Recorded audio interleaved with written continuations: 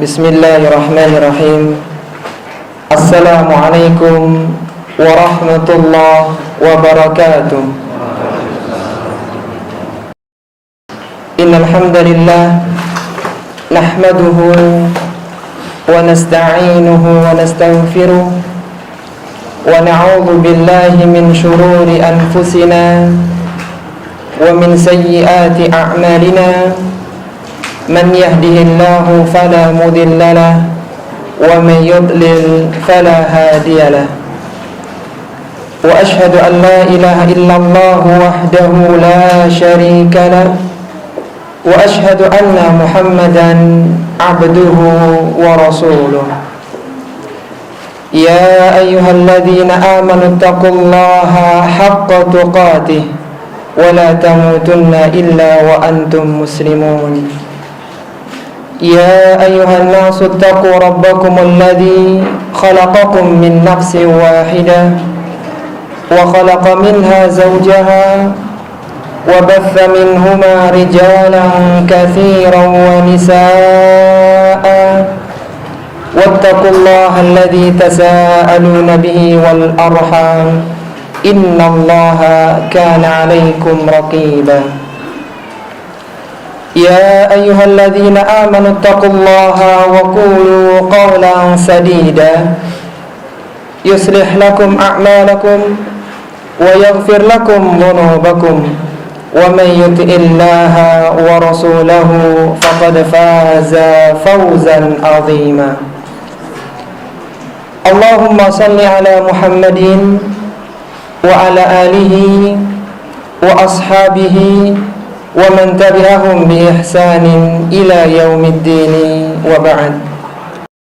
Para ikhwan dan akhwat rahimani wa rahimakumullah, alhamdulillah kita panjatkan puji syukur kehadirat Allah Subhanahu wa taala yang mana Allah telah meringankan kaki kita, memudahkan urusan-urusan kita sehingga kita bisa berkumpul di majelis ilmu yang mulia.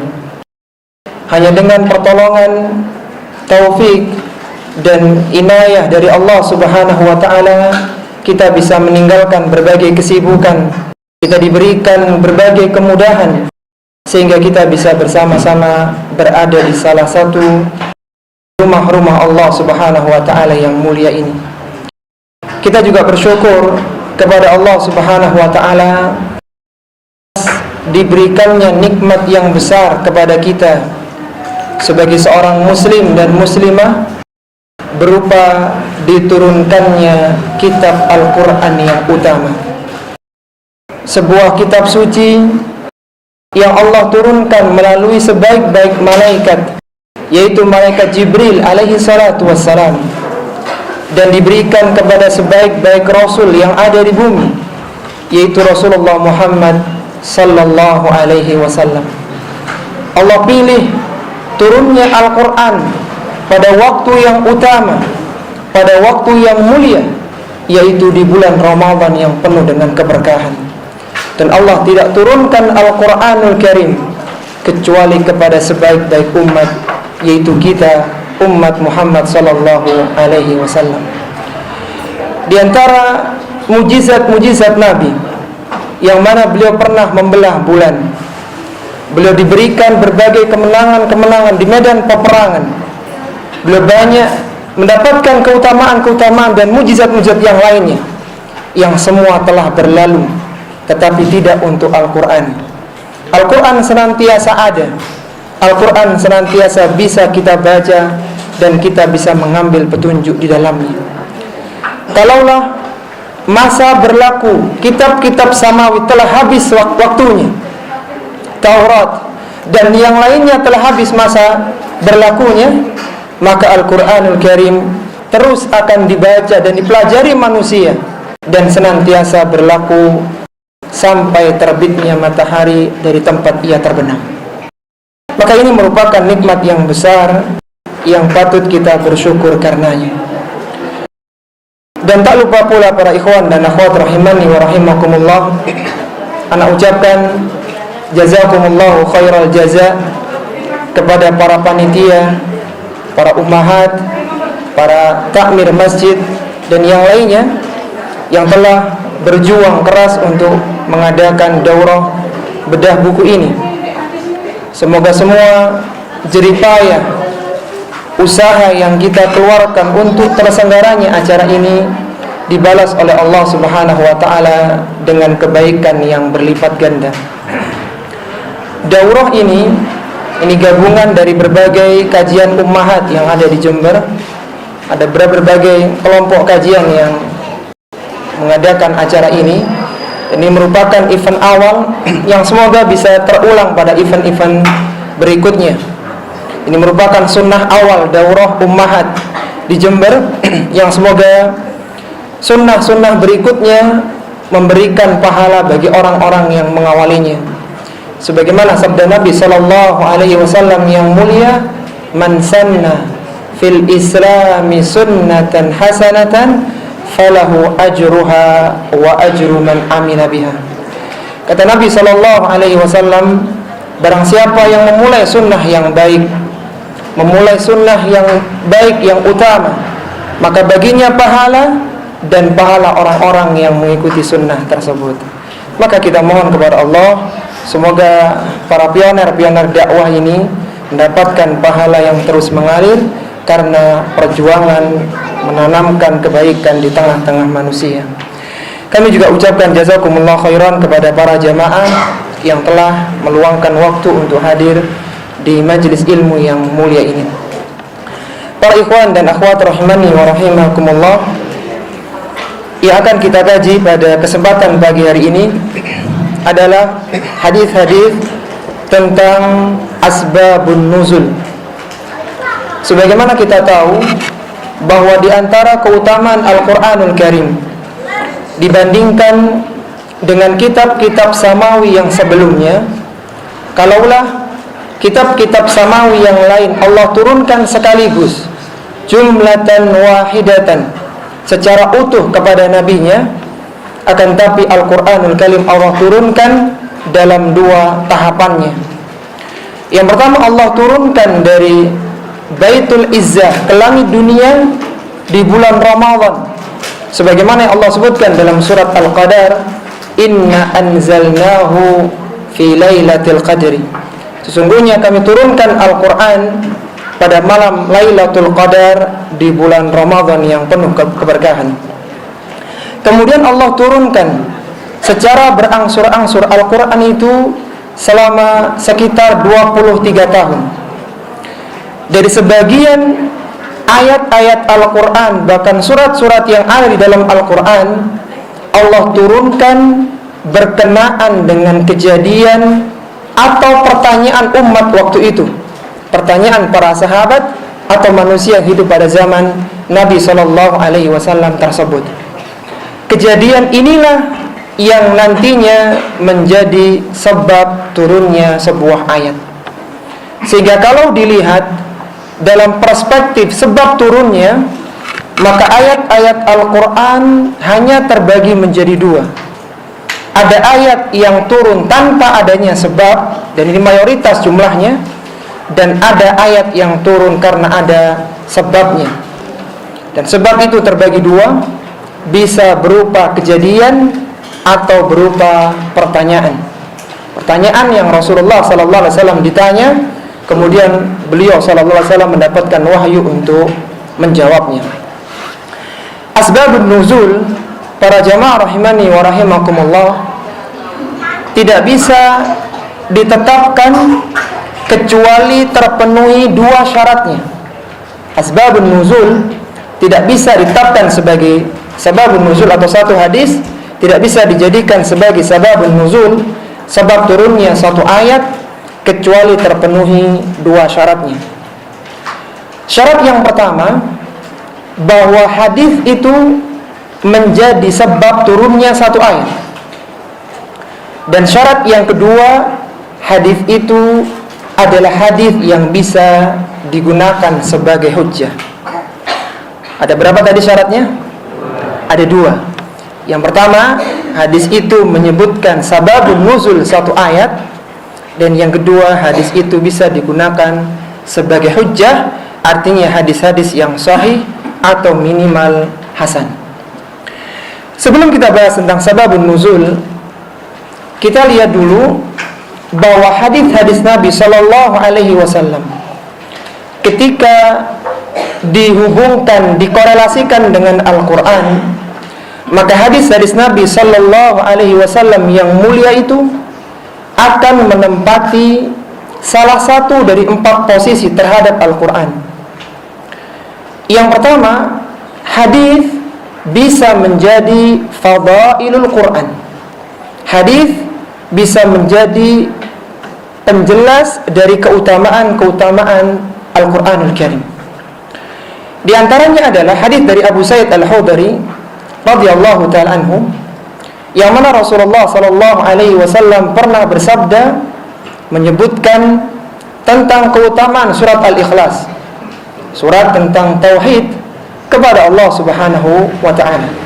Rasulullah sallallahu alaihi wasallam bersabda, "Walladzi nafsi biyadihi innaha lata'dila thulutsal Qur'an." Kata Nabi sallallahu alaihi wasallam, demi yang jiwaku berada di tangannya, sesungguhnya surat Al-Ikhlas itu sebanding dengan sepertiga Al-Quran. Ini berarti hadis sebagai apa? Fadilah, sebagai atau penunjukan sebagai keutamaan Al-Quran Karim. Ini yang pertama. Yang kedua, hadis bisa berfungsi sebagai sababun nuzul, yang nanti akan kita bahas, ini poin ini. Dan tidak bisa hadis digunakan sebagai sababun nuzul kecuali terpenuhi berapa tadi? 2 syaratnya. Apa yang pertama?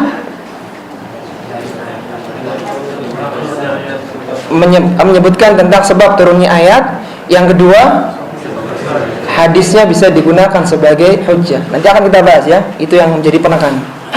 Kemudian posisi yang ketiga, hadis bisa menjadi tafsir dari Al-Quranul Karim. Kita tahu ya, di dalam kaidah menafsirkan Al-Quran, yang pertama Al-Quran ditafsirkan dengan Al-Quran, Al-Quran ditafsirkan dengan hadis Nabi, Al-Quran ditafsirkan dengan perkataan sahabat, dan Al-Quran ditafsirkan dengan perkataan tabi'in, baru yang terakhir adalah dengan bahasa Arab. Di antara ayat yang ditafsirkan oleh Nabi Sallallahu Alaihi Wasallam melalui hadis beliau Sallallahu Alaihi Wasallam, di antaranya adalah surat Al-Mutaffifin pada ayat yang ke-14. Allah Subhanahu wa taala berfirman, "Kallabal rana ala qulubihim ma kanu yaksibun." Allah berfirman pada ayat yang ke-14 dari surat Al-Mutaffifin, sekali-kali tidak, bal rana, bahkan ran, ala qulubihim, yang ada pada hati mereka itulah maka nuyaksibun, dari apa yang telah mereka usahakan. Ayat ini menyebutkan bahwasannya ada orang itu yang terkena ar-ran. Ar-ran yang disebutkan dalam ayat ini ditafsirkan oleh Nabi sallallahu alaihi wasallam dalam hadis yang diriwayatkan oleh sahabat yang mulia Abu Hurairah radhiyallahu ta'ala anhu. Rasulullah sallallahu alaihi wasallam bersabda menafsirkan ayat ini ya, ar-ran dalam ayat itu, beliau mengatakan, innal mu'mina idza aznaba kanat nuqtatun sauda. Seorang mukmin apabila dia melakukan satu dosa, maka Allah akan berikan satu titik hitam fi qalbihi, di dalam hatinya. Fa in taba wa naza'a wastaghfara, kalaulah dia bertaubat, dia berhenti dari maksiat itu, dia mohon ampun kepada Allah, sukila qalbuhu, maka Allah akan bersihkan hatinya dari bintik hitam itu. Fa in zada zadat, kalaulah dia melakukan dosa lagi, maka Allah berikan satu bintik hitam lagi, semakin bertambah bintik hitam itu. Kemudian apa kata beliau sallallahu alaihi wasallam? Fadzalika ranul ladzi dzakarallahu fi kitabih kallabal rana ala qulubihim ma kanu yaksibun. Kata Nabi, itulah tafsiran ar-ran yang ada di dalam surat Al-Mutaffifin pada ayat yang ke-14.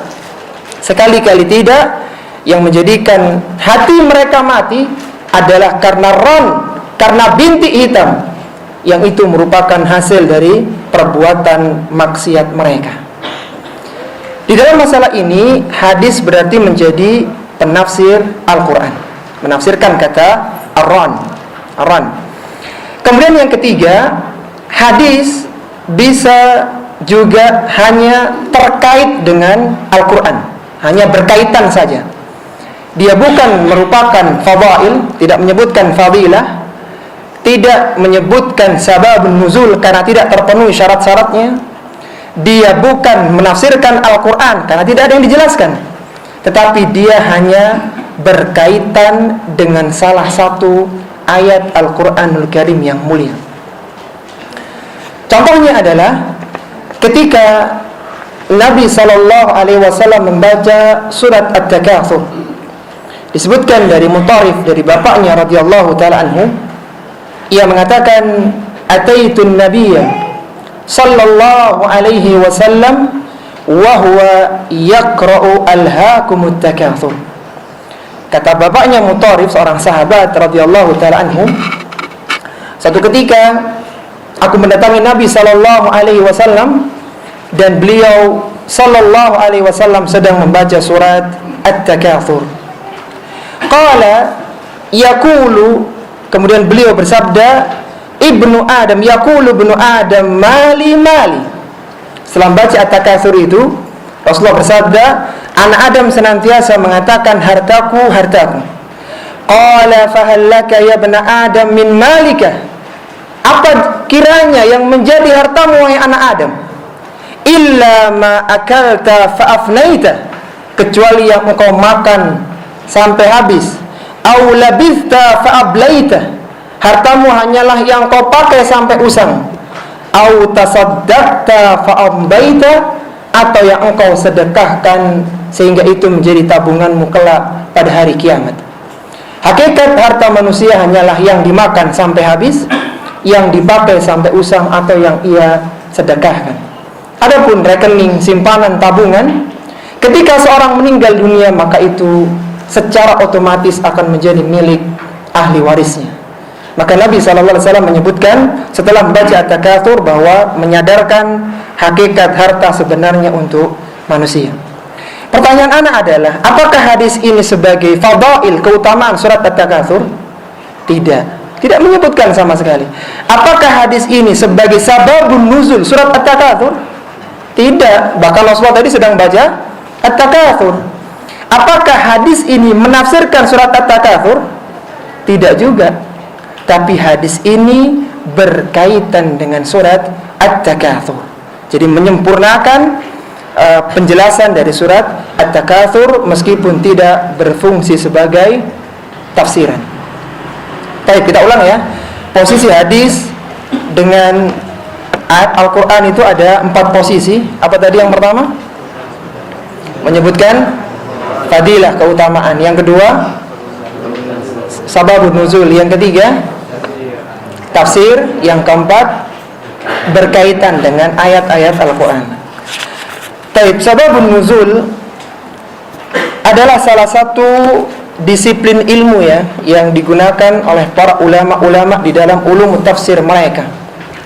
Maka untuk mengawali hadis dari sababun nuzul, ana bawakan 5 kaidah di dalam memahami sababun nuzul, di dalam memahami hadis-hadis yang menjadi sebab turunnya satu ayat. Kaidah yang pertama di halaman yang pertama itu, yang ada yang bawa buku, asbabun nuzul digunakan untuk mengetahui maksud syariat. Asbabun nuzul digunakan untuk mengetahui maksud dari syariat Islam ini, supaya tidak terjadi kesalahpahaman di dalam memahami ayat-ayat Al-Quran yang terkadang redaksinya itu mujmal, umum. Maka sababun nuzul datang untuk menjelaskan maksud dari syariat yang mulia itu. Sebagai contohnya, di surat Al-Baqarah ayat 195,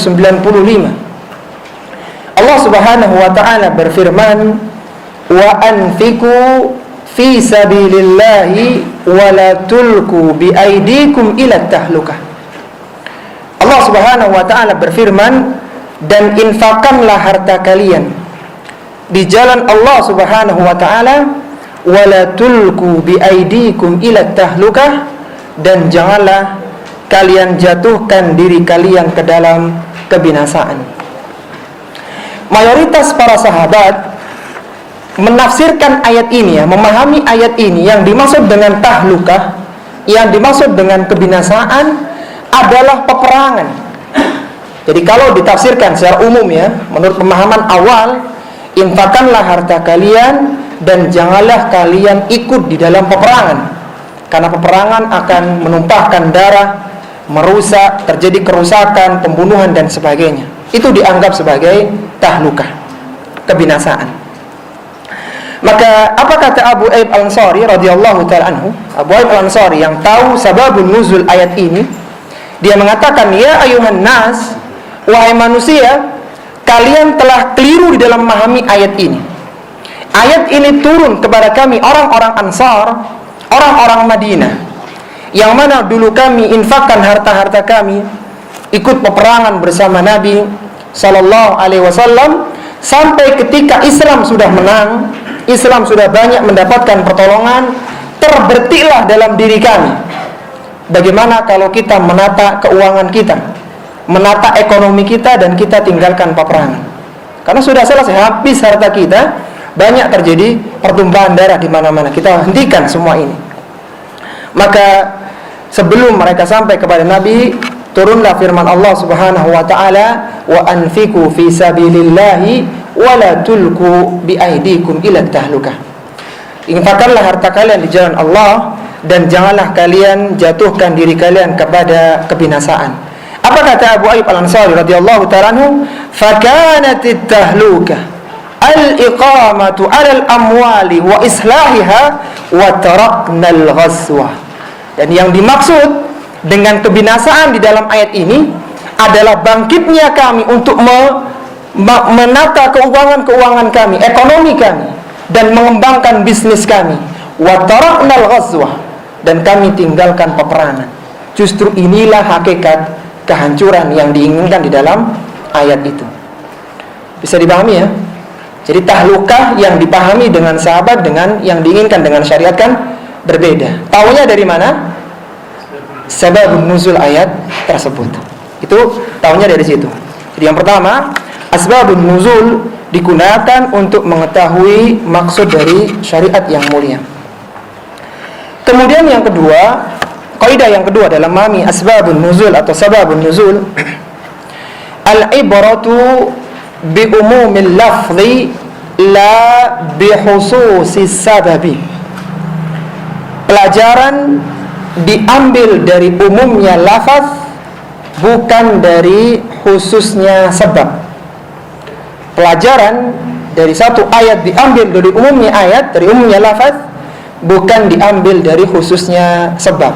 Atau kalau bahasanya Syekh As-Sa'di rahimahullah ta'ala dalam kitab beliau Qawaidul Hisan beliau menyebutkan dengan lafaz yang mirip al-ibratu bi umumil alfaz la bi khususil asbab.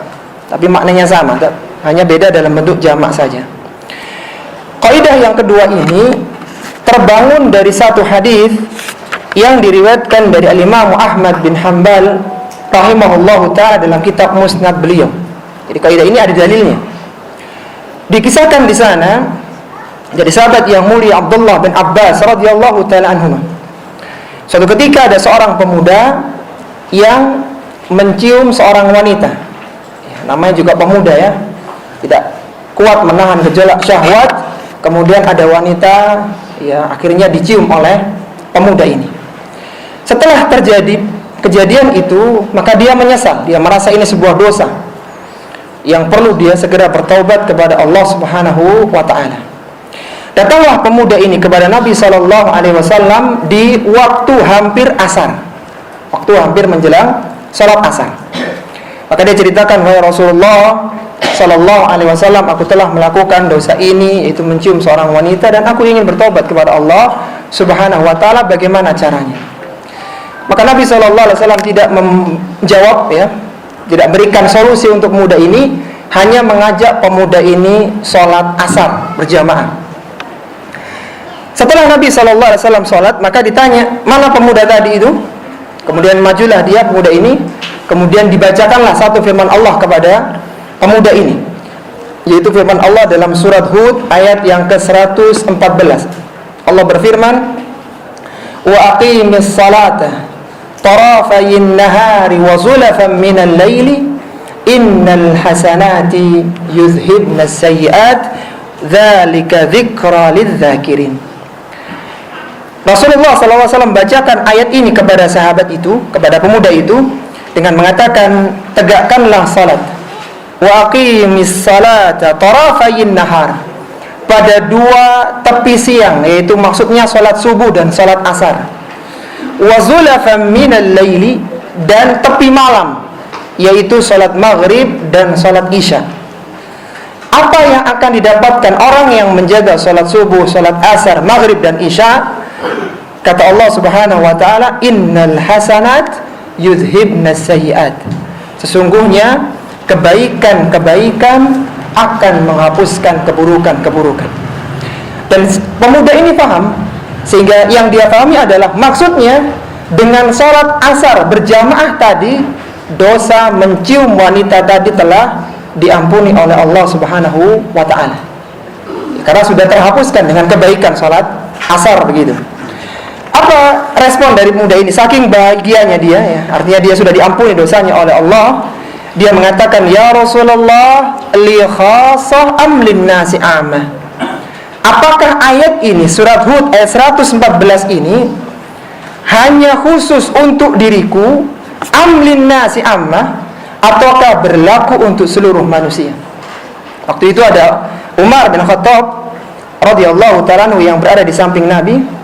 Umar mengatakan, bal linnasi ammah, ayat ini berlaku untuk seluruh manusia. Maka Nabi SAW mengatakan, sadaqa Umar, Umar telah benar. Jadi ini sebagai dalil bahwa meskipun satu ayat itu turun berkaitan dengan kejadian tertentu, tapi ibrah, pelajaran dari ayat itu berlaku untuk umum, berlaku umum untuk yang lainnya atau kasus-kasus yang semisalnya.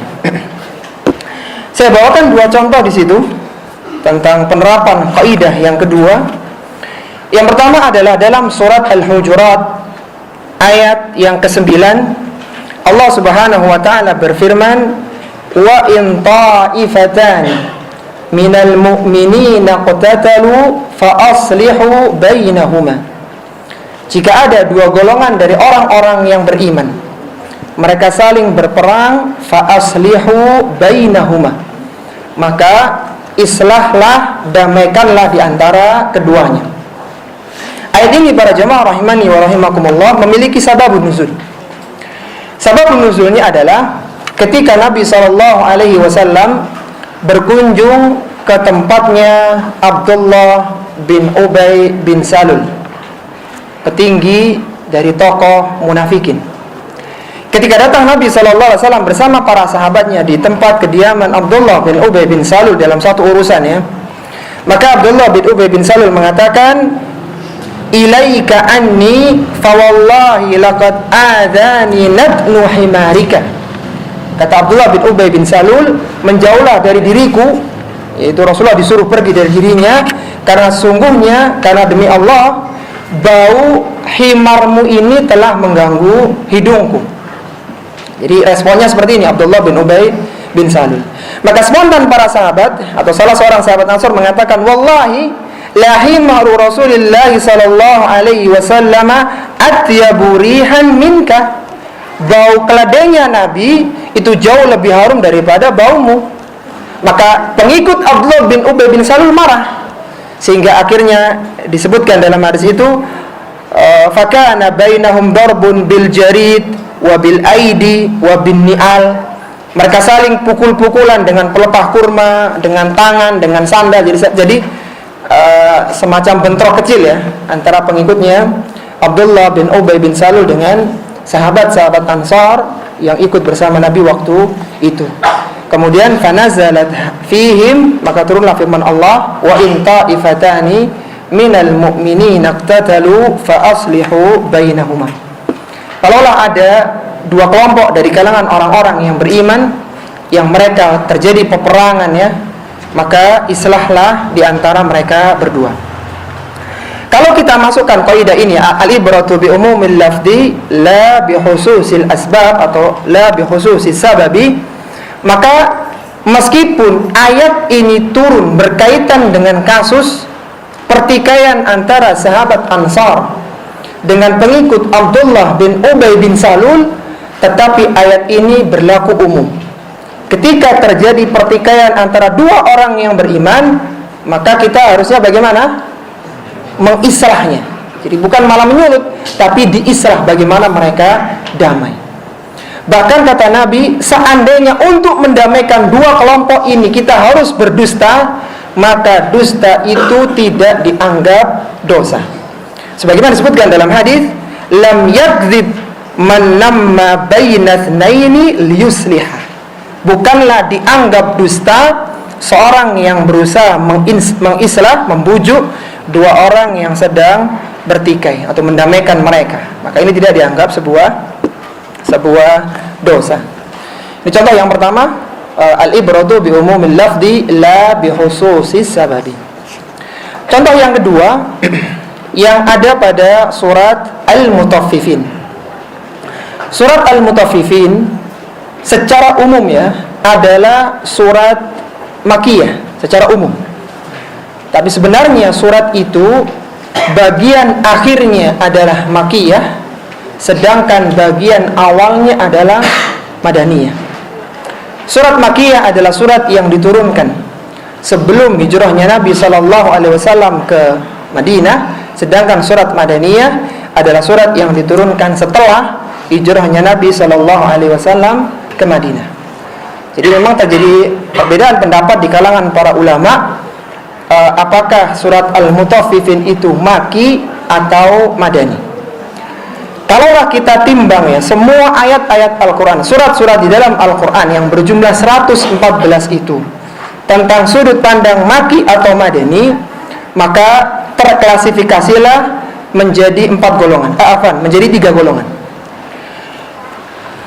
Yang pertama adalah surat yang disepakati oleh para ulama bahwa surat itu adalah Makkiyah dan jumlahnya ada 81 surat.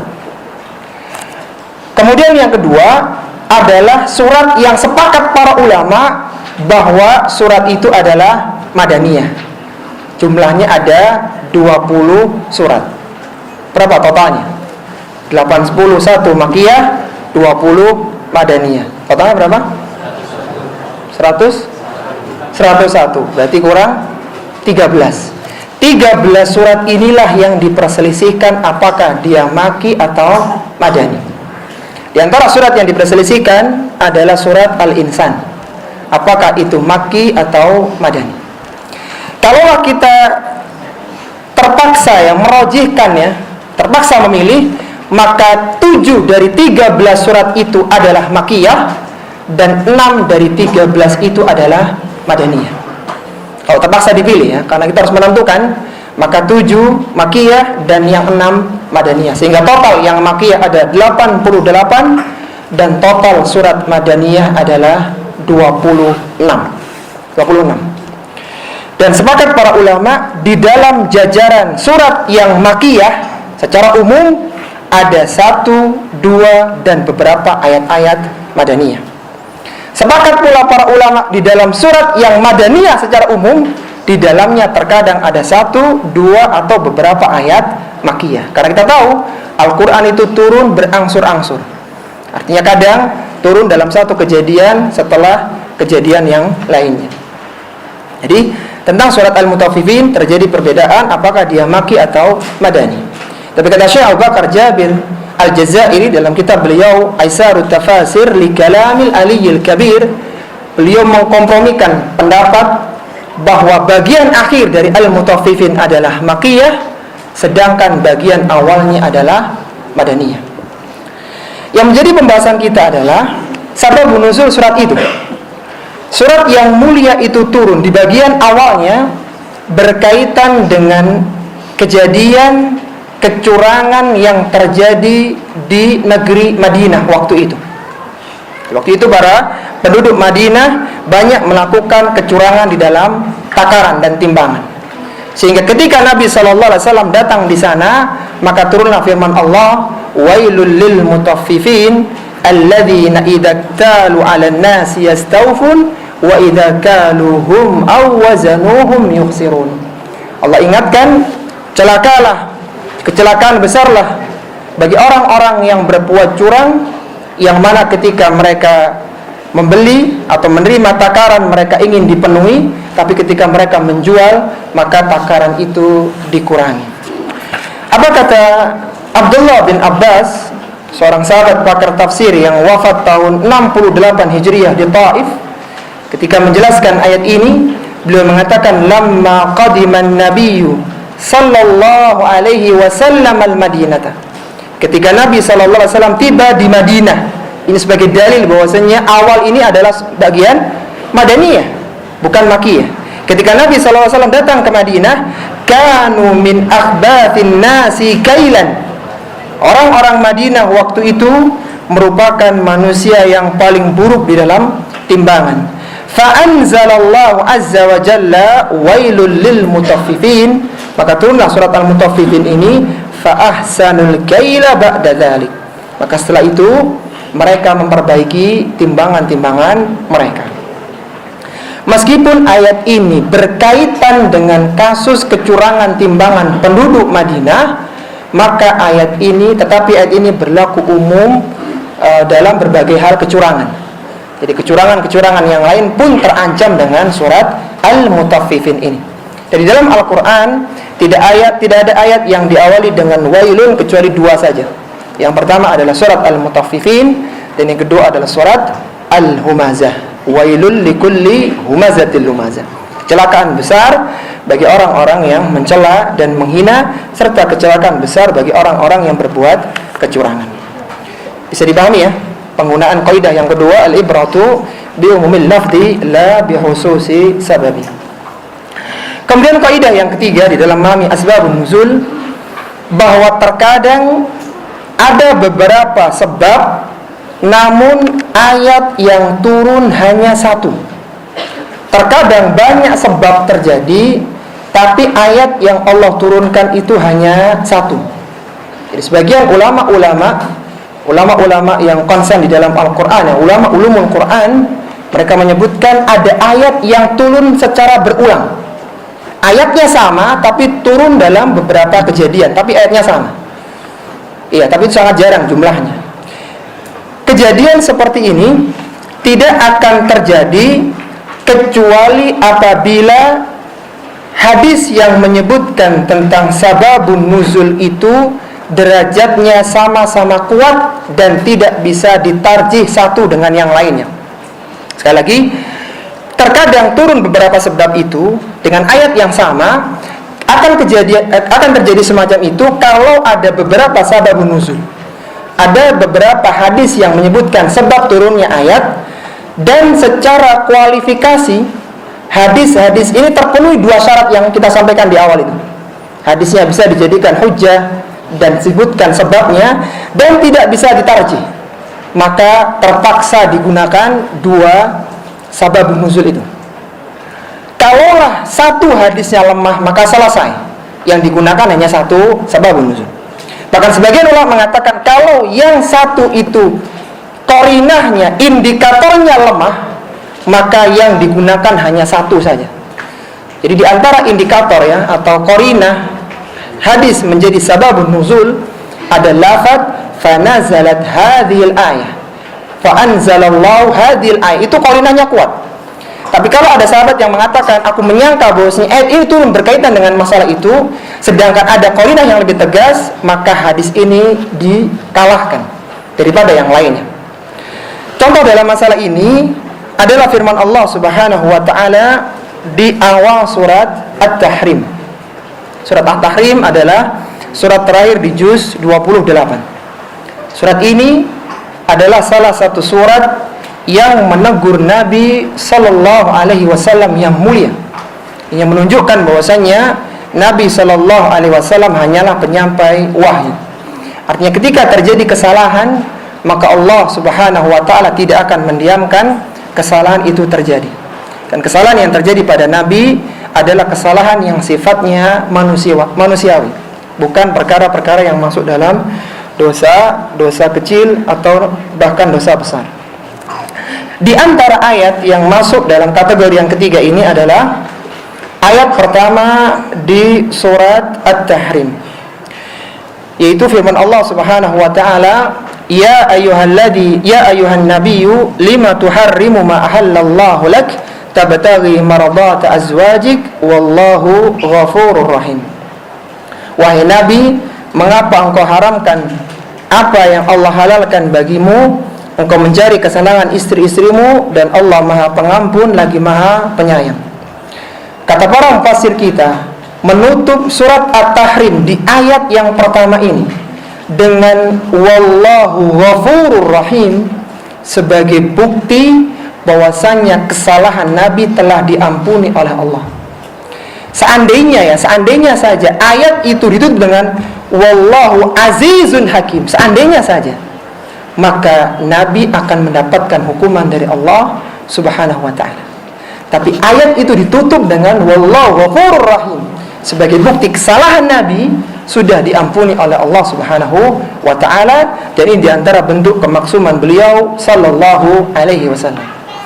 Yang jadi bahasan kita adalah ayat yang mulia ini, para jemaah rahimani wa rahimakumullah.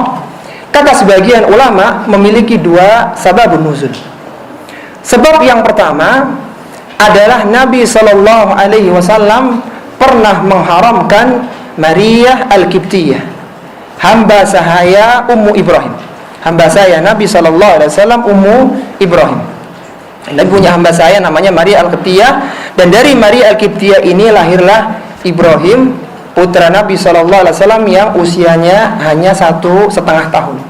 Dan meninggalnya Ibrahim itu bertepatan dengan kejadian gerhana matahari. Ketika itu Nabi SAW dalam riwayat itu menyebutkan bahwa Nabi mengharamkan Maria Al-Qibtiyah atas desakan para istri-istri Nabi SAW yang ada.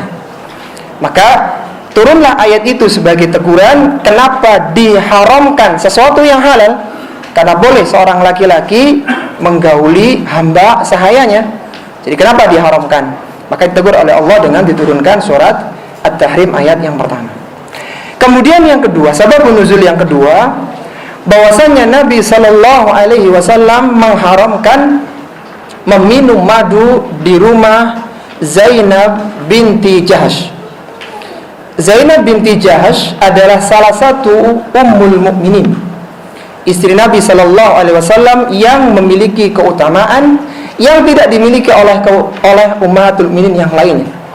Keutamaannya adalah, kalaulah istri-istri Nabi pada umumnya mereka dinikahkan oleh orang tua mereka, adapun Zainab binti Jahsh dinikahkan oleh Allah Subhanahu wa taala langsung dari langit yang ketujuh. Jadi Zainab binti Jahsh ini dulu adalah mantan istrinya Zaid bin Harithah. Kemudian diceraikan oleh Zaid bin Harithah. Kemudian Allah Subhanahu wa taala menikahkan Zainab binti Jahsh dengan Rasulullah sallallahu alaihi wasallam dari langit yang ketujuh. Itu keutamaan Zainab Jahsh. Ketika terjadi semacam dinamika konflik, kendala, problematika dalam rumah tangga Nabi, maka Aisyah radhiyallahu taala anha dan Hafsah itu mereka punya rencana, kalaulah Nabi pulang dari rumah Zainab, maka sampaikan bahwa kita mencium bau maghafir, bau yang tidak sedap, sehingga Rasulullah akan berjanji nanti tidak akan balik ke rumahnya Zainab. Maka terjadilah seperti itu.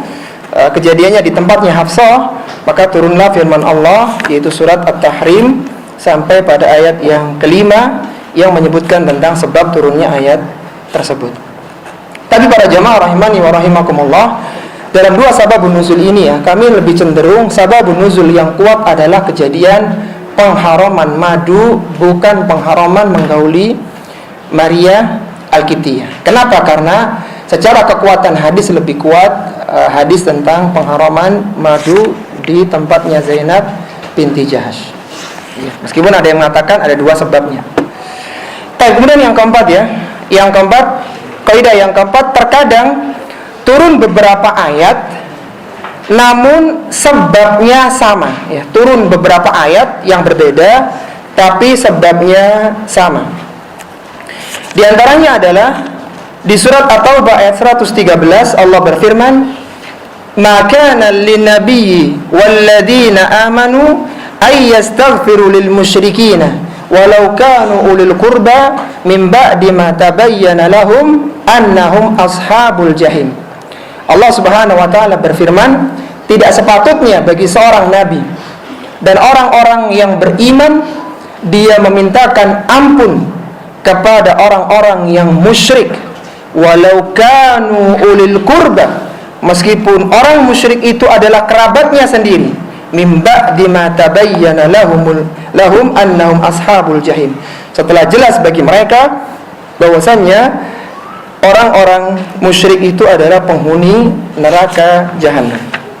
Dan juga firman Allah, innaka la tahdi man ahbabta walakinnallaha yahdi man yasha.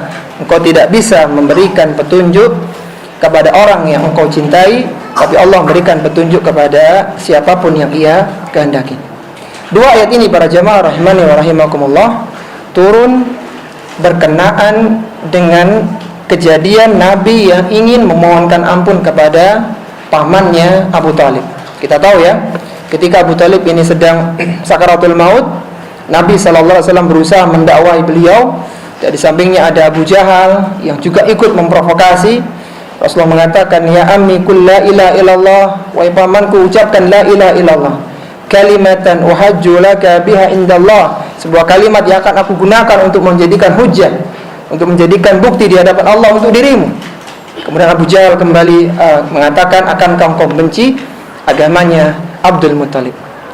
Ketika Abu Thalib telah positif meninggal dalam kesyirikan, Nabi SAW punya azam untuk memohonkan ampunan untuk pamannya tersebut, karena mengingat perjuangannya kepada Nabi dan melindungi Nabi ketika awal-awal dakwah beliau. Sehingga turunlah dua ayat ini dengan sebab yang sama, yaitu keinginan Nabi untuk mendoakan ampunan kepada pamannya. Baik, kita ulang dulu para jamaah rahimani wa rahimakumullah, 4 kaidah dalam memahami asbabun nuzul. Apa yang pertama? 4 kaidahnya. Asbabun nuzul digunakan untuk mengetahui maksud syariat. Yang kedua, pelajaran diambil dari umumnya lafaz, bukan dari khususnya sebab. Yang ketiga, terkadang ada beberapa sebab namun ayatnya satu. Dan yang keempat, dibalik ya, terkadang terjadi beberapa terkadang turun beberapa ayat namun sebabnya hanya satu. Kemudian yang terakhir, yang kelima, tidak semua ayat memiliki sababun nuzul.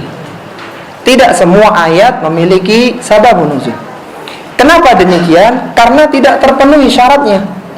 Bisa jadi karena tidak ada qarinah, indikasi itu menjadi sebab turunnya ayat, atau itu menunjukkan qarinah yang kuat, indikasi yang kuat, tetapi hadisnya lemah, hadisnya dhaif.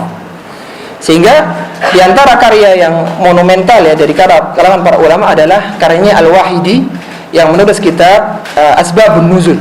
Tapi setelah dicek oleh para ulama, ternyata kebanyakan hadisnya itu dhaif, hadisnya lemah, karena tidak terpenuhi syarat-syaratnya. Kenapa tidak terpenuhi? Karena tadi dua syarat itu tidak terpenuhi pada hadis Sababun Nuzul. Di antara contohnya, ini contoh Sababun Nuzul yang ternyata itu tidak berlaku di situ, yaitu dalam firman Allah di surat At-Taubah ayat yang ke-76. Allah berfirman, falamma atahum min fadli, setelah Allah memberikan kepada mereka sebagian karunia-Nya, bakhilu bihi, ia menjadi bakhil dengannya, wa tawallaw wa hum mu'ridun, ia berpaling dan ia memang orang yang berpaling dari kebenaran. Sebagian orang menganggap ayat ini turun berkenaan dengan kisahnya Tha'labah. Kisahnya masyhur ya, Tha'labah ini. Tha'labah itu kisahnya seorang yang miskin, kemudian minta didoakan menjadi orang kaya. Ringkas cerita, dia jadi kaya raya, sampai pada saatnya datang petugas zakat. Menurut kisah itu ya, datang petugas zakat tapi tidak diberi oleh Tha'labah. Dan turun ayat ini sebagai teguran atau sebagai peringatan kepada Tha'labah. Ada beberapa orang yang minta diberikan fadilah, keutamaan oleh Allah, kemudian Allah berikan keutamaan, ternyata dia berpaling dari kebenaran. Hadis yang menyebutkan bahwasannya ayat ini turun berkenaan dengan kisah Tha'labah, hadisnya dhaif secara sanad maupun matannya. Karena Tha'labah adalah salah satu sahabat yang utama. Bahkan dia ikut dalam perang Badar ya. Jadi ikut dalam perang Badar yang tidak mungkin melakukan kesalahan seperti itu. Sehingga kalau demikian, maka yang benar ayat itu tidak memiliki sababun nuzul. Kalau ditanya kenapa ayat ini nggak punya sababun nuzul, jawabannya gimana? Kenapa ayat ini nggak ada sababun nuzulnya? Dan itu terjadi di mayoritas kitab ayat-ayat Al-Quran. Karena tidak terpenuhi dua syarat. Tidak ada hadis yang menunjukkan qarinah ini sebagai sebab turunnya sebuah ayat. Atau seandainya ada, hadisnya lemah. Sehingga akhirnya biarkan ayat itu, surat itu tanpa sababun nuzul. Jadi tidak jadi masalah.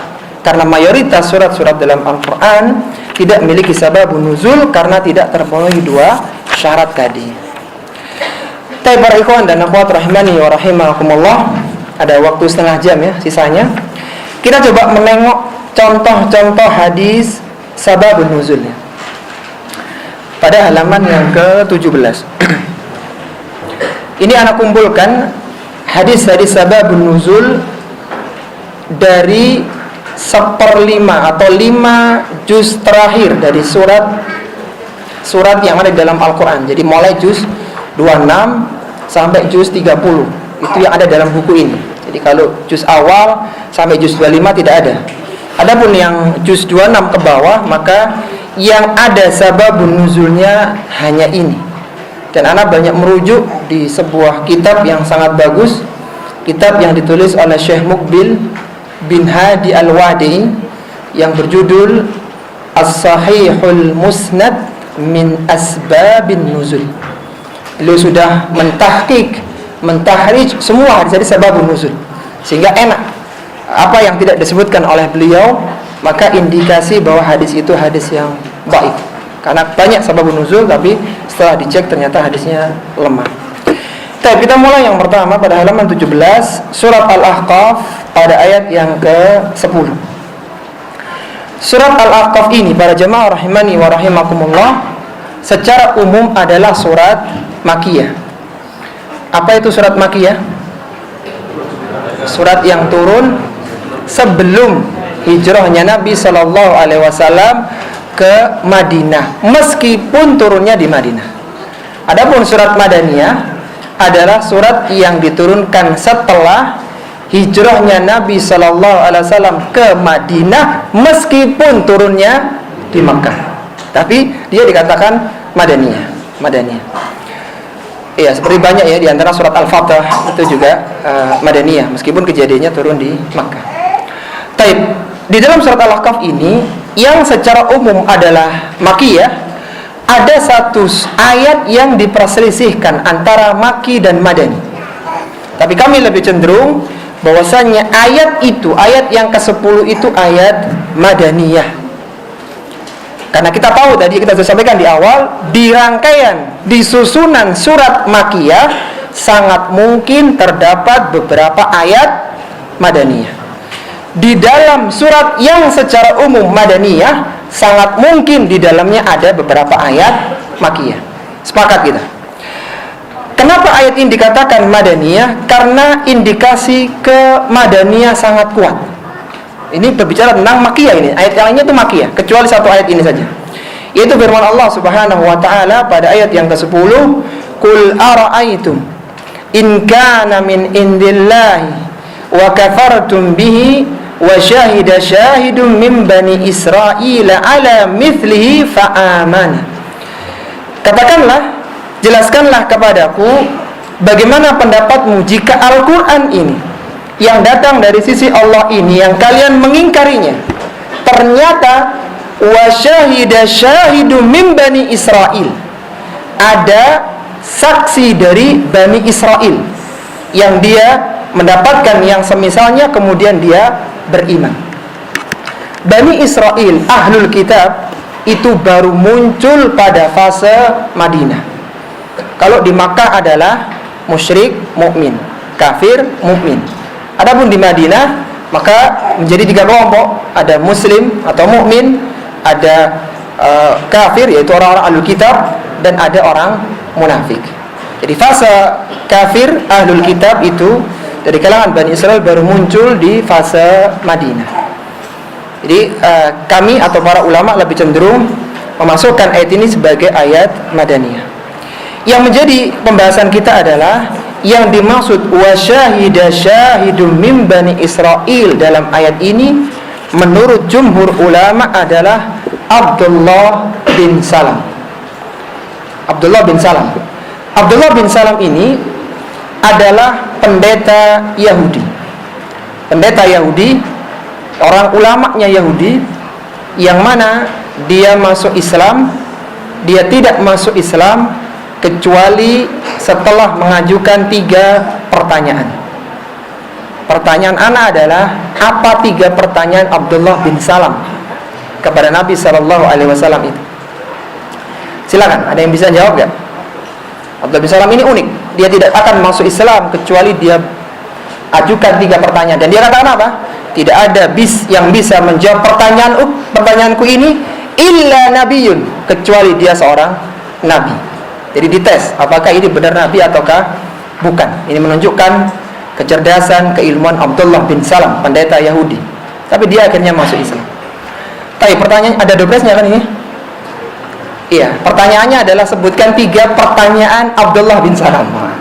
Pertanyaan dijawab dengan pertanyaan ini. Hadiahnya apa ini? Umroh ya?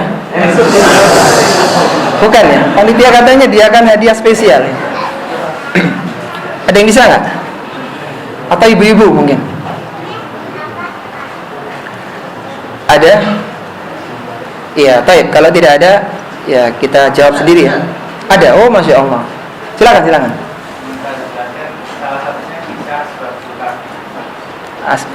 Ashabul Kahfi. Iya, kurang tepat kayaknya. Ada lagi yang lainnya? Dicoba aja. Siapa tahu beruntung. Silakan. Iya, apa itu yang pertama? Urutannya lupa. Siap. Yang anaknya itu, apakah pengikutnya kebanyakan dari orang miskin? Itu ya.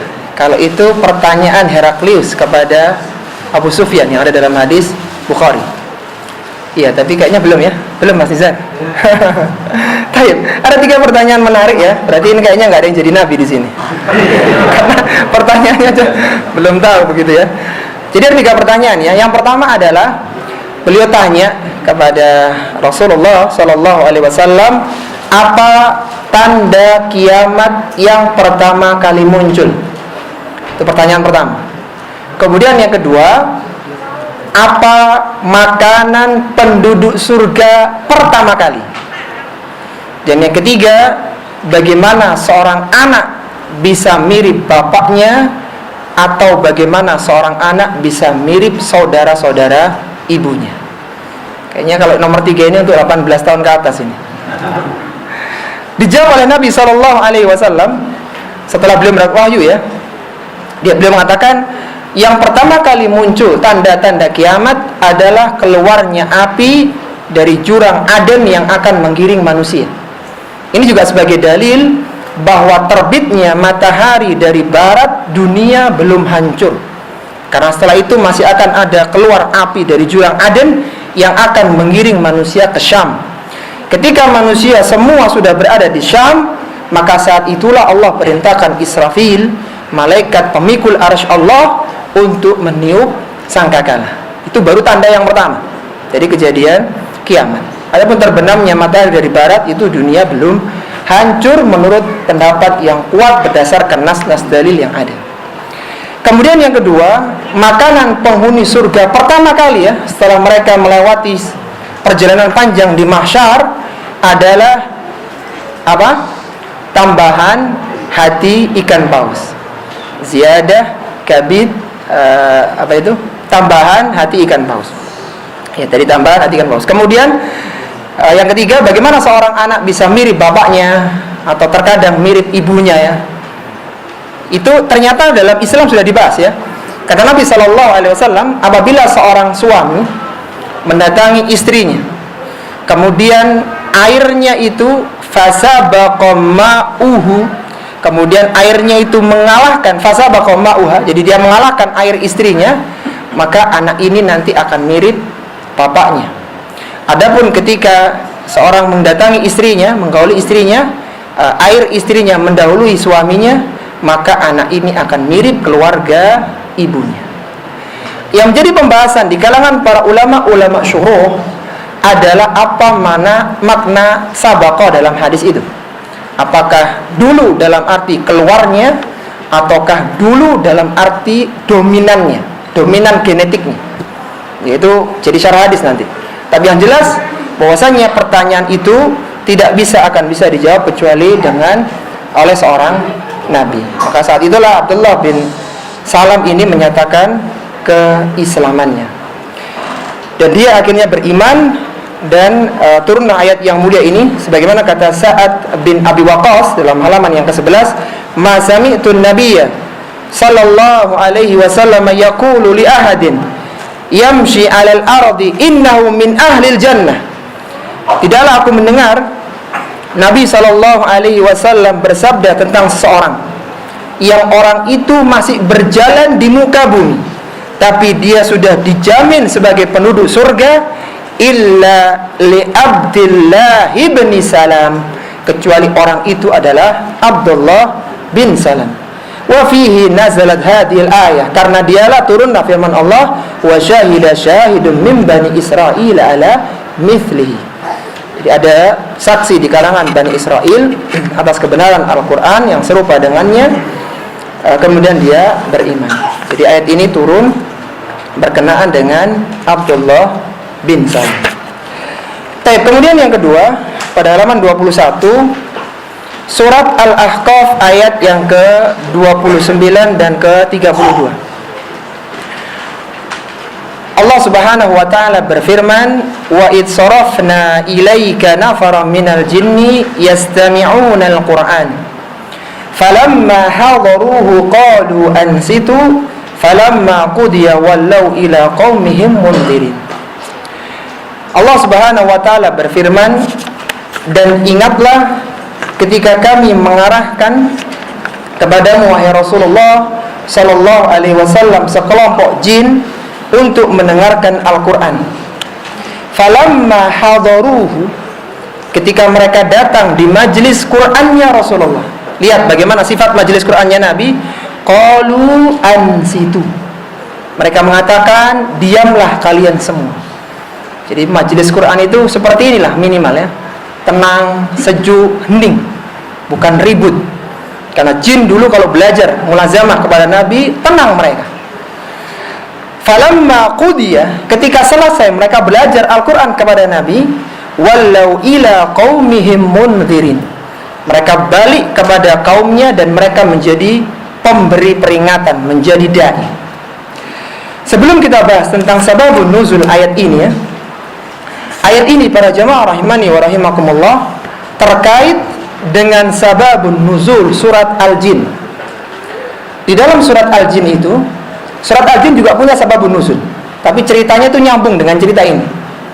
Surat Al-Jin salah satu surat di juz 29, di tengah-tengah juz 29 itu turun karena kejadian para jin awalnya ya, itu para jin tidak bisa mencuri berita di langit. Jadi para jin itu dulu punya tempat-tempat strategis untuk mencuri berita di langit. Sebagaimana Allah sebutkan dalam surat Jin, inna kunna inna kunna naq'udu minha maqa'ida lis-sama faman yastami'il ana yajid lahu shihabar rasada. Kata para jin itu, kami dulu itu punya maqa'id, punya tempat-tempat strategis untuk mencuri berita di langit.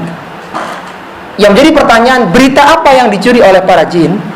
Dikatakan oleh para mufassir kita, yang dimaksud berita di sini bukan firman Allah, karena Allah di arsy yang lebih tinggi lagi, tapi yang dimaksud berita adalah pembicaraan antar malaikat yang berada di langit dunia. Jadi jin ini hanya di langit dunia, nggak sampai bisa nembus langit kedua, ketiga, hanya di langit yang pertama.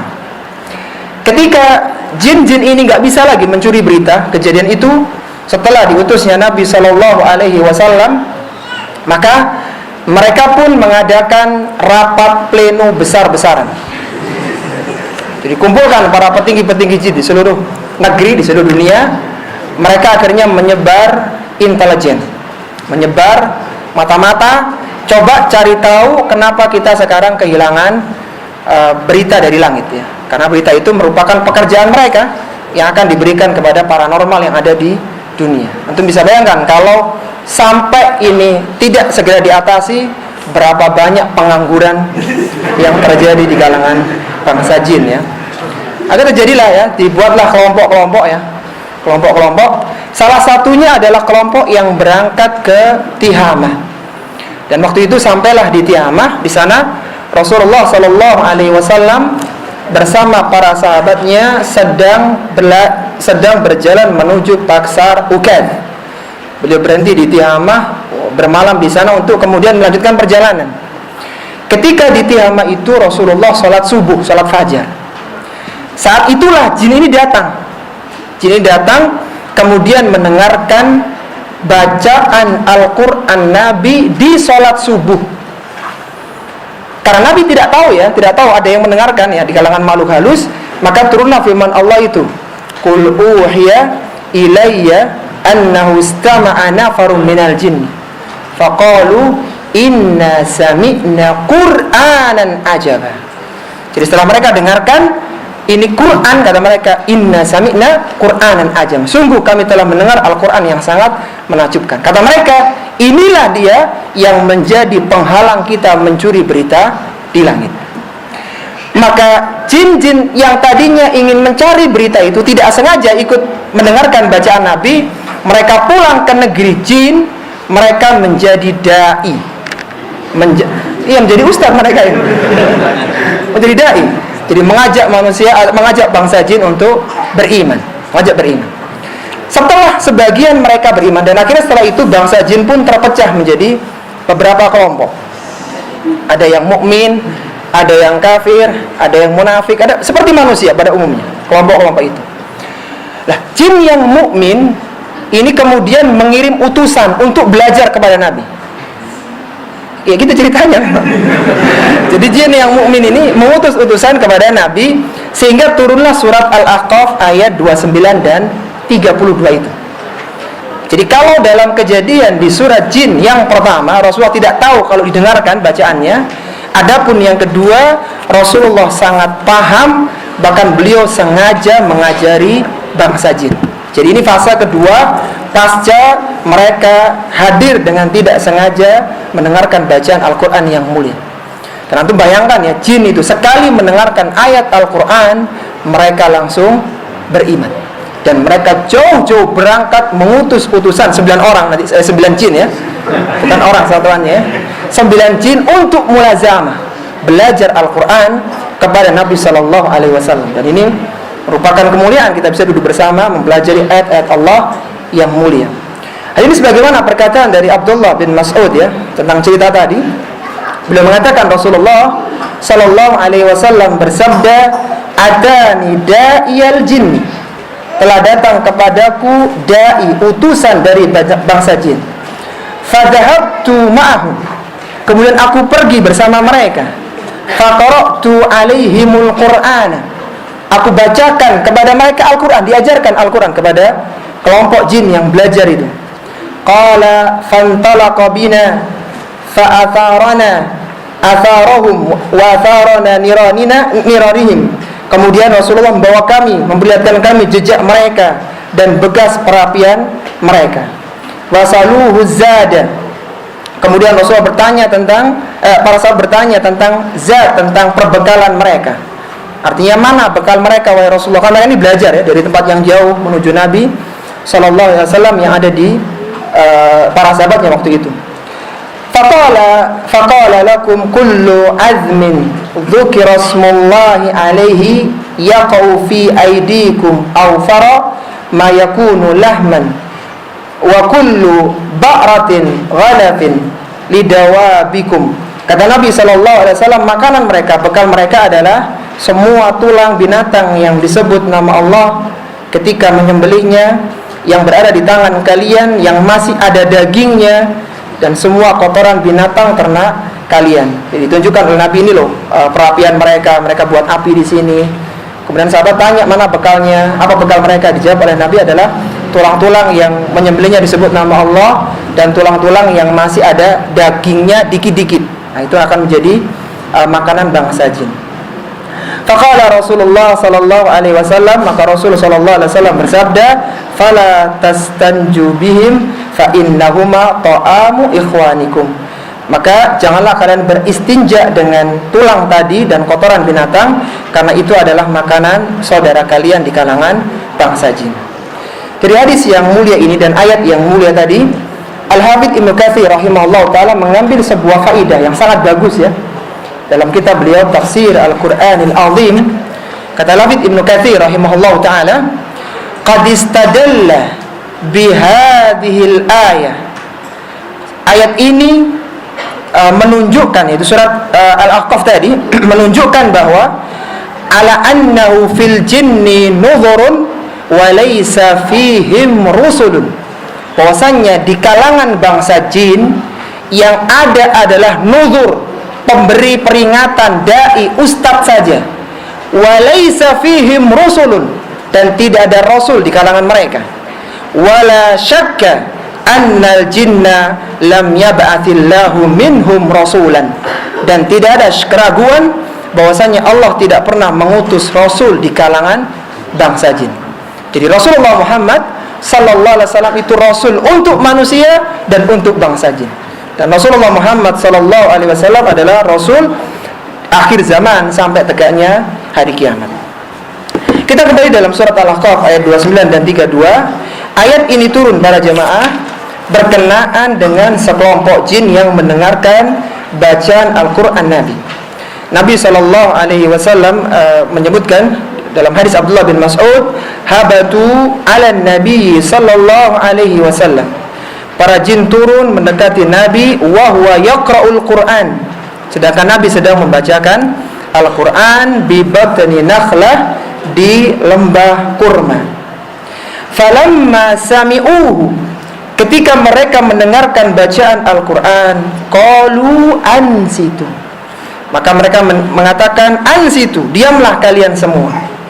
Qalu sah, kemudian mereka mengatakan sah, wa kana tis'atun, jumlah mereka 9, ahaduhum zauba'ah, dan salah satu dari mereka namanya Zauba'ah. Salah satu dari 9 utusan itu namanya Zauba'ah. Fa anzalallahu azza wa jalla, maka Allah menurunkan firman-Nya, wa id sarafna ilaika nafaran minal jinni yastami'una al-Qur'an falamma hadaruhu qalu ansitu al-ayah ila dhalalim mubin. Jadi ini ayat ini turun berkenaan dengan jin yang belajar Al-Qur'an. Jadi antara faidahnya, tolong diingat, majelis Al-Qur'an itu harus majelis yang tenang, bukan majelis yang ribut, yang berisik. Karena para jin dulu ketika belajar, meskipun hanya 9 orang ya yang ikut kajiannya, maka mereka tetap menjaga adab-adab bermajelis, terutama di majelis Al-Quran. Kemudian yang berikutnya adalah surat Al-Fatih pada ayat yang kelima. Allah berfirman, liyudkhilal mu'minina wal mu'minati jannatin tajri min tahtihal anharu khalidina fiha yukaffir anhum sayyi'atihim wa kana dzalika indallahi fawzan 'azima. Agar dia masukkan orang-orang yang beriman laki-laki dan wanita ke dalam surga yang mengalir sungai-sungai di bawahnya, mereka kekal di dalamnya, Dia akan mengampuni kesalahan mereka. Yang demikian itu di sisi Allah adalah keberuntungan yang besar. Ayat ini para jamaah rahimani wa rahimakumullah turun berkaitan dengan perkataan Ikrimah ketika Nabi SAW saat berada di Hudaybiyah, beliau mendapatkan surat Al-Fatah, ya, inna fatahna laka fatham mubina, sungguh kami telah berikan kepadamu kemenangan yang nyata. Yang pendapat mayoritas para sahabat, yang dimaksud dengan fatham mubina adalah perjanjian Hudaybiyah. Ya, para ulama tafsir ada 3 tafsiran sebenarnya. Ada yang mengatakan fatham mubina itu perjanjian Hudaybiyah, ini pendapat jumhur. Yang kedua ada yang mengatakan fatham mubina maksudnya adalah fathu Makkah. Dan yang ketiga adalah fatham mubina maksudnya fathu Khaybar. Ini pendapat minoritas di kalangan mufassirin. Ketika Nabi SAW turun surat Al-Fatah, ya, maka sahabat mengatakan hani ammari'ah, selamat wahai Rasulullah, selamat wahai Rasulullah, engkau telah turun suatu surat untuk dirimu. Artinya kita berada di atas kebenaran. Kemudian bagaimana untuk kami? Famalana, bagaimana untuk kami ini? Maka turunlah firman Allah, liyudkhilal mu'minina wal mu'minati jannatin tajri min tahtihal anhar. Artinya kejadian Hudaybiyah yang di sana nanti ada perjanjian, ada bai'atur ridwan yang diikuti 1.400 orang dengan berbagai polemik dinamika yang ada di situ. Itu semua menjadikan para sahabat dimasukkan ke dalam surga Allah Subhanahu wa ta'ala. Jadi ada janji tersendiri untuk para sahabat. Taib. Kemudian pada surat Al-Fatah ayat yang ke-24, huwallazi kaffa aydiyahum ankum wa aydiyakum anhum bi batni Makkah min ba'di an adfarakum alaihim wa kana Allahu bima ta'maluna basira. Dialah yang telah menahan tangan-tangan mereka dari membunuh kalian dan menahan tangan-tangan kalian dari membunuh mereka di lembah Makkah sesudah Allah Subhanahu wa ta'ala menolong kalian atas mereka, dan Allah Maha melihat apa yang kalian kerjakan. Mungkin kalau kita baca ayat ini kan agak bingung, ya, maksudnya apa ini? Ayat ini turun berkenaan dengan kejadian penyergapan yang akan dilakukan oleh 80 orang pemuda Makkah. Jadi ceritanya, waktu itu Rasulullah Sallallahu Alaihi Wasallam setahun setelah perang Khandaq itu bermimpi beliau bisa masuki kota Makkah itu untuk melakukan ibadah umroh. Perang Khandaq tahun berapa? Perang Khandaq tahun 5 Hijriah, tahun 5 Hijriah perang Khandaq. Setahun setelah itu, tahun 6 Hijriah, Rasulullah bermimpi Sallallahu Alaihi Wasallam akan masuk ke dalam kota Makkah dengan aman. Maka para sahabat pun akhirnya berangkat 1.400 orang, dan mereka, ringkas cerita ya, mereka bermalam di tempat yang namanya Hudaybiyah. Di Hudaybiyah itu, ketika Rasulullah bermalam di Hudaybiyah, orang-orang Makkah memanfaatkan momen itu untuk melakukan serangan dadakan di malam hari. Mereka pilih 80 orang pemuda untuk melakukan penyergapan, pembunuhan kepada Nabi dan para sahabatnya. Kan ketika di Khandaq mereka gagal. 1 bulan perang Khandaq ternyata mereka tidak berhasil menguasai kota Madinah. Nah, sekarang kebetulan Rasulullah datang ke Makkah ini. Apalagi posisinya sudah di dekat Makkah. Maka orang-orang Quraisy berencana untuk melakukan serangan dadakan di waktu subuh. Tapi dengan izin Allah Subhanahu wa ta'ala, 80 orang pemuda itu berhasil ditangkap oleh para sahabat. Bahkan Rasulullah Sallallahu Alaihi Wasallam itu tidak menghukum mereka sama sekali. Dilepaskan mereka, disuruh kembali ke Mekah, ke negeri mereka. Maka kejadian itu semakin menjadikan takutnya para petinggi Makkah. Antum bisa bayangkan, ini musuh sedang bertandang, ya, menurut sudut pandangnya Makkah, ya, sedang bertandang di Makkah. Sedangkan secara posisi Makkah lebih menang. Mereka dekat dengan jantung pertahanan mereka di dalam kota sendiri. Seharusnya dengan mudah mengalahkan musuh. tapi justru 80 orang pilihan itu ditangkap dan dibebaskan. Sehingga dari sini mereka berpikir kita tidak boleh ada peperangan dengan Rasulullah, dengan Muhammad SAW waktu itu. Sehingga tidak ada ide orang Mekah untuk menyerang para sahabat. Yang ada adalah usulan perjanjian damai. Sehingga terjadilah perjanjian Hudaybiyah itu. Jadi Hudaybiyah berasal karena kegagalan mereka melumpuhkan orang-orang atau para sahabat yang sedang berada di Hudaybiyah. Kegagalan mereka, sehingga mereka takut tidak ada langkah untuk menahan mereka untuk tidak masuk Mekah kecuali hanya lewat perjanjian saja. Perjanjian. Itu sebab turunnya adalah karena kejadian tersebut. Kemudian yang berikutnya di surat Al-Hujurat ayat yang kedua, halaman 31. Surat Al-Hujurat ini, para jamaah rahimani wa rahimakumullah, disebut oleh para ulama sebagai suratul adab. Surat yang banyak membahas tentang adab-adab bermasyarakat. Surat ini satu-satunya surat Madaniyah yang ada di juz 26, satu-satunya. Surat Al-Ahqaf Makkiyah. Surat Surat Al-Ahqaf, surat Muhammad Madaniyah, surat ini juga Madaniyah. Jadi artinya surat ini itu terjadi, atau surat ini banyak mengkisahkan tentang kejadian atau bagaimana membangun masyarakat yang Islam. Di antara yang memiliki sabab nuzul ini ada 5 surat atau 5 ayat yang semuanya diawali dengan ya ayyuhalladzina amanu. Di antaranya pada ayat yang kedua Allah berfirman, ya ayyuhalladzina amanu la tarfa'u aswatakum fawqa sautin nabi wa la tajharu lahu bil qawli kajahri ba'dikum li ba'din an tahbata a'malukum wa antum la tash'urun. Wahai orang-orang yang beriman, janganlah kalian meninggikan suara melebihi suara Nabi, dan janganlah kalian berkata dengan yang lainnya dengan suara yang keras, agar tidak terhapus pahala amalan kalian sedangkan kalian tidak menyadarinya. Ayat ini turun para jamaah berkaitan tentang perbedaan usulan dari Abu Bakar As-Siddiq dengan Umar bin Khattab.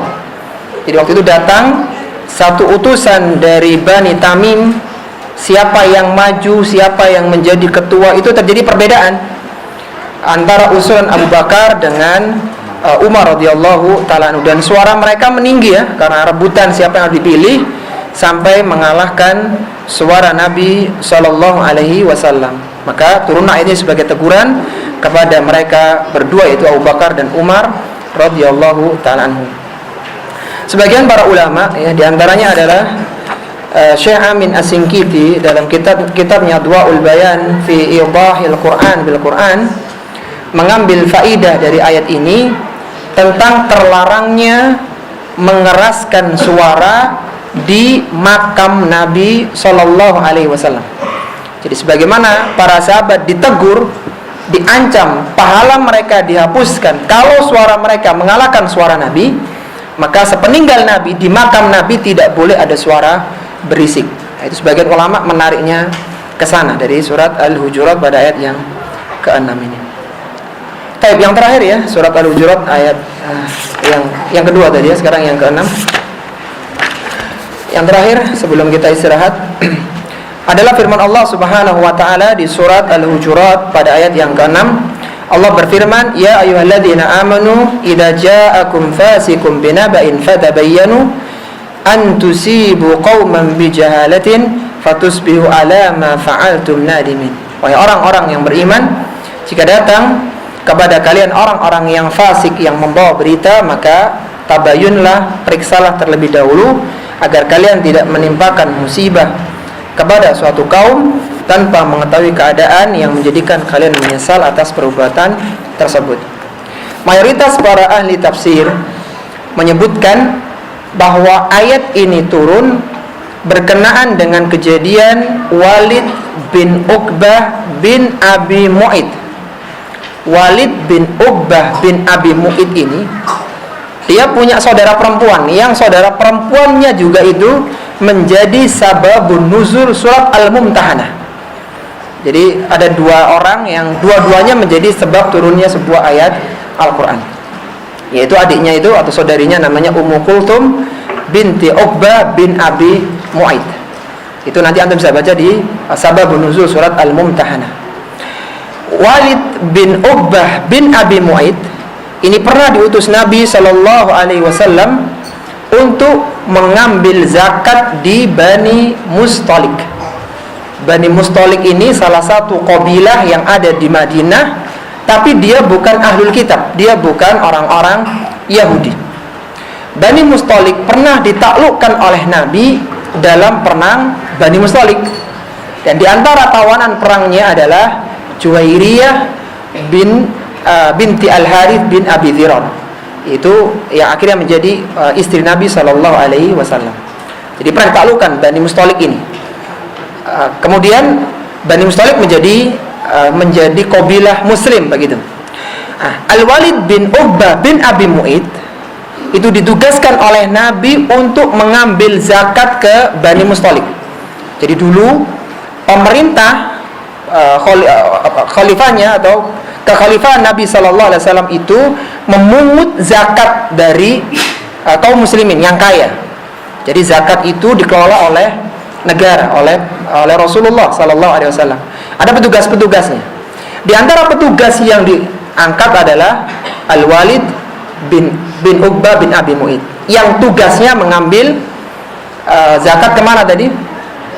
Ke Bani Mustalik. Lah sayangnya Al-Walid bin Uqbah ini dulu sebelum datangnya Islam, keluarganya pernah terjadi konflik dengan orang Bani Mustalik. Ada masalah. Dan kita ingat ya, di zaman dulu ya, di kalangan Jaziratul Arab itu kalau ada konflik itu bisa lama mereka. Aus dan Khazraj itu perangnya nggak berhenti-henti selama 350 tahun. Perang terakhir mereka adalah perang Bu'ath, sebelum akhirnya mereka dipersaudarakan oleh Nabi Sallallahu Alaihi Wasallam. Jadi lama mereka itu kalau konflik itu tahunan ya, sehingga ketika ada yang kesana ya dibunuh juga ya, seperti itu lama mereka. Al-Walid bin Uqbah bin Abi Mu'aid ini ketika diutus ke sana, di tengah jalan dia mikir, nanti jangan-jangan sampai di Bani Mustalik aku dibunuh, sebagaimana dendam mereka dulu kepada keluargaku. Jadi dendam lama.